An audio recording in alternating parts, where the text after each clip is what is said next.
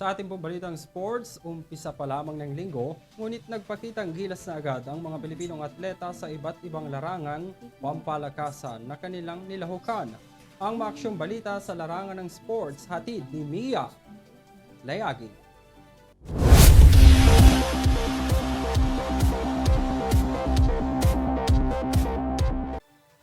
Dumako naman tayo sa mga balita sa larangan ng sports. Talaga namang taas noo kahit kanino. Ito ang pinatunayan ng mga atletang Pinoy matapos mag-uwi ng karangalan at medalya mula sa iba't ibang larangan ng sports ngayong linggo.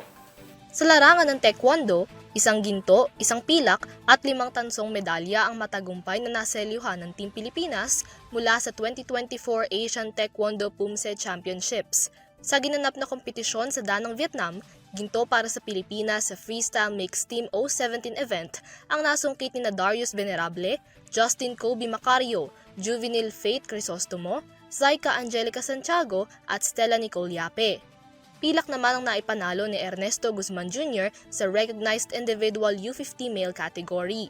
Para naman sa tansong medalya, panalo si Jocelyn Ninobla sa Recognized Individual U30 Female, si Ninobla Maria Nicole Labaine at Sofia Isabel Sarmiento para sa Recognized Team U30 Female, Justin Kobe Macario para sa Freestyle Individual O17 Male, Darius Venerable at Jana Dominic Oliva sa Freestyle Mixed Pair O17 event at si Juni Nobla sa Recognized Individual U60 Male. Samantala, panalo din ng pasalubong para sa Pilipinas ni Angel Otto mula sa 2024 City Para Swimming World Series sa Singapore.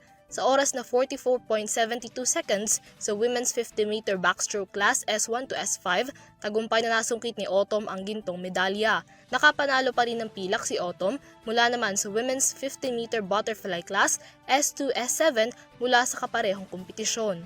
Usapang medalya pa rin, gintong medalya sa larangan ng gymnastics ang iniuwi ng magkapatid na sina Carlos at Eldro Yulo mula sa Asian Championships.